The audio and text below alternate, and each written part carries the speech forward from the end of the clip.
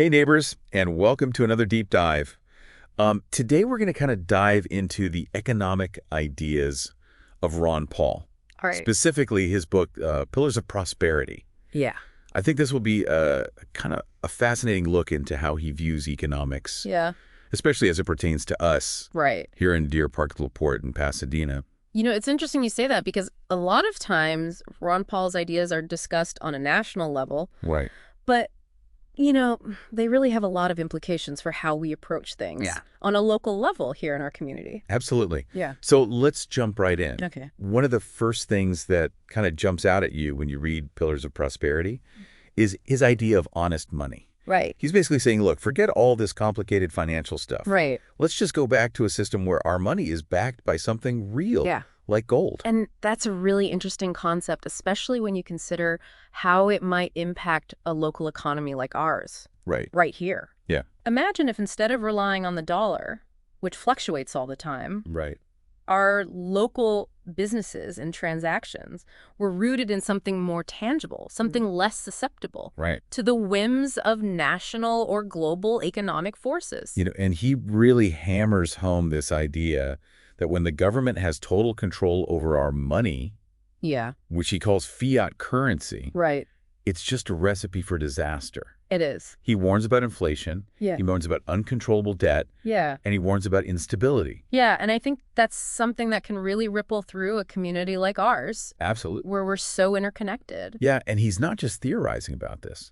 He actually, in Pillars of Prosperity, shares a story Oh, yeah. about how Nixon taking the U.S. off the gold standard in the 70s was like a turning point for him. It was for him, it was the thing that prompted him to run for office for the first time. Wow. He saw it as a sign that the system was broken, Wow. that individuals needed to step up and challenge the status quo. So it really kind of lit a fire under him. Oh, absolutely. And so we've got this idea of honest money, and we were talking about how the government shouldn't have control over our money. Right. This idea of less government control. Yeah. It goes way beyond currency for Ron Paul. It absolutely does. Hmm. This leads right into his perspective on the business cycle. Okay. You know those booms and busts Yeah. that everybody feels, Especially local. especially on a local level? Yeah. Ron Paul doesn't see these cycles as a natural part of a free market. Okay. He points the finger squarely at government intervention, Interesting. particularly the actions of the Federal Reserve. He does not pull any punches when it comes to the Fed. He does not. So what is he saying about the Fed? He believes that by manipulating interest rates, Okay. the Fed creates these artificial bubbles that are bound to burst, Yeah. and then they lead to these recessions. Right. And those recessions hit Main Street businesses and families. Yeah. Right here in Deer Park, LaPorte, and Pasadena. So are you saying that potentially some of the economic hardships Yeah, that folks have faced here, potentially. maybe some of those businesses that have struggled, Sure. could be traced back to policies It's something to consider. made in Washington? Absolutely. And Ron Paul argues that, the free market, Okay. if it were left to its own devices, has natural mechanisms for correction. Right. And it would be much more stable Yeah. than a system that's constantly being tweaked and controlled By the government. by government intervention. It makes you think how much power we really have here locally. Right. If those federal policies are causing problems, Yeah. maybe the solution is to create a stronger local economy. That's the kind of thinking that Ron Paul really encourages. Yeah. He's a big advocate for what's called the Austrian School of Economics, Okay. which emphasizes the power of individual action and the unintended consequences Right. of too much government control.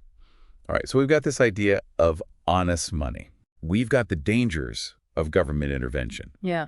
What else does he say is a pillar of prosperity?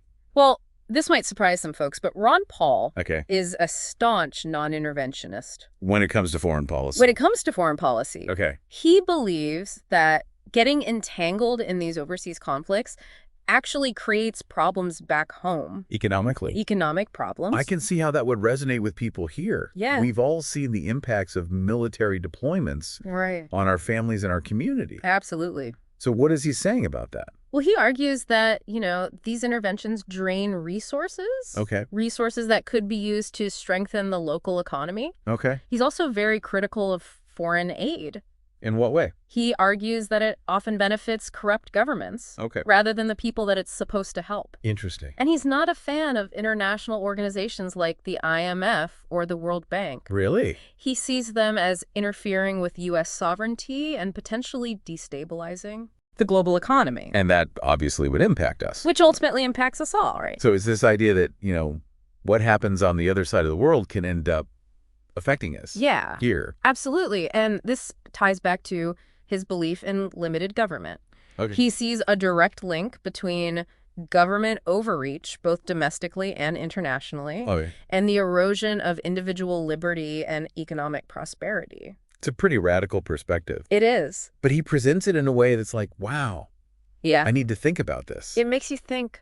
It's not just about economics, it's about values. It's about value. And how we want to live our lives. Absolutely. He makes a compelling case that excessive government intervention, whether it's controlling our money, manipulating the economy, or getting involved in foreign conflicts, ultimately undermines our ability to build a truly prosperous and free society. So is the alternative? Well, he has some pretty strong opinions on that, particularly when it comes to taxes and spending. Yeah. He believes in drastically shrinking the size and scope of the federal government. All right, so now things are about to get interesting. Yeah. So he really believes in shrinking that federal government. Okay. He sees excessive government spending as a drag on the economy, Okay. especially on a local level. So less money going to Washington and more staying here Exactly. in Deer Park, LaPorte, and Pasadena. He argues that reducing taxes, particularly the income tax, would free up resources for individuals and businesses to invest in their own communities. I bet a lot of our listeners are liking that idea. Yeah. But what about those government programs that Right. people rely on? Well, this is where it gets really thought-provoking, maybe a little controversial. Okay. He's not a fan of the welfare state. Interesting. He sees it as creating dependency and undermining individual initiative. Okay. He even suggests rethinking programs like Social Security, Wow. arguing for greater individual control over retirement savings. That's a big shift It is. from how things are now. Yeah. But I guess his point is, if people had more control over their own money, Right. they could make choices that are best for their family and their Exactly. community. He believes that individual liberty and economic freedom Okay. go hand in hand. Yeah. And he sees a strong connection Yeah. between a vibrant free market and a thriving society. Okay. And he's not afraid to challenge the status quo. Yeah. He's been a vocal critic of corporate welfare and bailouts, Right. arguing that they distort the market Okay. and create an uneven playing field for small businesses. That resonates with a lot of people here. Yeah, You've got a lot of entrepreneurial spirit in Deer Park, LaPorte, and Pasadena. absolutely. People want to know they have a fair shot. Right. Without the government picking winners and losers. And this brings us back to the housing market, Right. something we touched on earlier. Yeah. Ron Paul sees a direct link between government intervention in housing Okay. and the crises that we've seen both nationally Right. and here in our communities. He's not a fan of those easy credit policies from the Fed. He's not. He argues that those artificially low interest rates created a housing bubble Right. that was bound to burst, Which it did. which it did. Yeah, and he also points to those government-sponsored enterprises. Yes. Like Fannie Mae and Freddie Mac. Right. As distorting the market. Yeah. And encouraging risky behavior. Absolutely. And then those bailouts. Yeah. He sees them as rewarding bad decisions. Right. And creating a system where the big players always win. Yeah. And regular people are left holding the bag. He argues that these interventions create what's called a moral hazard, Okay. where people are encouraged to take on more risk knowing that the government will step in if things go south.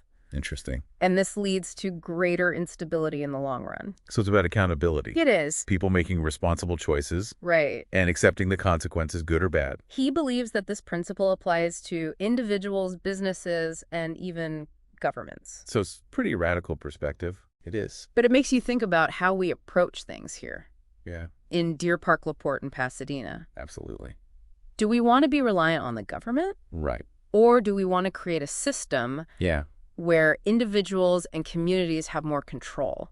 That's the question he's asking us to consider. It's not just about economics. It's Yeah. about values It's about value. and how we want to live our lives. Absolutely. It's about self-reliance, Yes. taking responsibility, It is. and building a better future for ourselves and our kids. That's right. But Ron Paul's vision, it goes beyond our borders, right? It does. He's also got these strong views on foreign policy. He does. We mentioned earlier, he's a staunch non-interventionist. Right. He believes that the U.S. should focus on its own affairs and avoid getting entangled in foreign conflicts. It seems counterintuitive. It does. But he sees a link between a non-interventionist foreign policy and a strong economy. He argues that getting involved in these wars drains resources that could be used to build prosperity at home. Okay. He points out that these conflicts often benefit special interests. Like who? Like the military-industrial complex at the expense of everyday Americans. I'm guessing he's not a fan of foreign aid either? You guessed right. He sees it as often propping up corrupt governments rather than helping the people it's intended for. Interesting. He also argues that it creates dependency and undermines the ability of countries to develop their own economies. So he's really challenging that whole idea of America being the world's policeman. He believes that a non-interventionist foreign policy would make the U.S. more prosperous and secure in the long run. Okay. He argues that it would allow us to focus on our own problems and to build a more peaceful and stable world. I want to kind of shift gears a little bit. Okay. And talk about how this ties into his views on international organizations. Like the IMF and the World Bank. Yeah, he's very skeptical of these organizations. Really? He sees them as interfering with national sovereignty and imposing policies that often harm developing countries. Interesting. He's also concerned about their impact on the value of the dollar. Right. Which we talked about earlier. Which we talked about earlier is a major concern for him. It all comes back to that idea of individual liberty and limited government. It does. Whether it's local, national, or international. Yeah. He sees government as a threat. As a threat to prosperity and freedom. And he believes that the solution is empowering individuals and communities to take control. That's right. So before we wrap up this part of our deep dive, I want to bring it back home. Yeah. To Deer Park Laporte in Pasadena. Absolutely. We've talked about all these big ideas. We have. But how do they play out in our community? That's a great question, and it's one that I think we should all be asking ourselves. Yeah, let's explore that in the final part of our deep dive. Let's do it. All right, so we spent some time with Ron Paul's economic philosophy. We did. But, what does it all mean for us here in Deer Park, LaPorte, Pasadena? Well, what if instead of waiting for, a handout or a government program, we take Ron Paul's lead and we focus on building prosperity from the ground up? We do have a ton of entrepreneurial spirit in these communities. We do. What if we just leaned into that more? Exactly. And Ron Paul talks a lot about sound money. Okay. What's more sound than a local economy? Right. Where dollars are circulating within the community, supporting local businesses. Right. Creating jobs for our neighbors. Instead of looking to Washington for the answers. We start looking to each other. Exactly. Support our local businesses, invest in our community, and try to create a system where prosperity is homegrown. It's very much in line with Ron Paul's thinking. Yeah. Empowering individuals and communities to take control of their own economic destinies. It's about changing our mindset. It is. Instead of what can the government do for me? Right. It's what can I do for my community? Exactly. And this ties back to his views on taxes and spending. Okay. If we reduce the burden of taxes at the federal level, that frees up more resources for individuals and local communities to invest in their own priorities. So it's about taking ownership. It is. Deciding what's important to us and then putting our own resources toward it. Absolutely. Maybe it's supporting local schools. Maybe it's improving infrastructure. Maybe it's investing in community programs. It's taking his principles of individual liberty and limited government and putting them into practice right here in our own backyard. So let's get specific. What can people do? What can people do? Here in these communities? Well, for starters, we can make an effort to buy local. Whenever possible. Support those mom and pop shops, the local restaurants, the businesses owned and operated by our neighbors. It's a small thing. It is. But it can make a big difference. It can make a real difference keeping those dollars circulating within the community. Creates that ripple effect of economic activity. What else? We can explore ways to support local entrepreneurs. How? Maybe through mentorship programs. Microloans. Or even just spreading the word about new businesses that are popping up.